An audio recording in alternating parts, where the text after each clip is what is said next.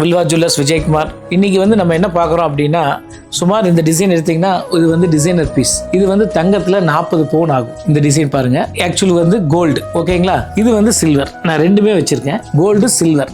ஏதாவது டிஃப்ரென்ஸ் தெரியுதா பாருங்க, ரெண்டுமே ஒரே டிசைன், ஒரே ஃபினிஷிங். இந்த மாதிரி நகை வந்து ஒரு 2 வருஷம் 2.5 வருஷம் தான் அது மாடலாக இருக்கும். இவ்வளோ பெரிய இன்வெஸ்ட்மெண்ட் பண்ணிட்டு நீங்கள் 20% வேஸ்டேஜ் எல்லாம் கொடுக்கறதுக்கு பதிலாக நம்ம காயின் வாங்கி வச்சுக்கோங்க. எப்பவும் அதான் சொல்லுவேன், காயின் வாங்கி வச்சுக்கோங்க.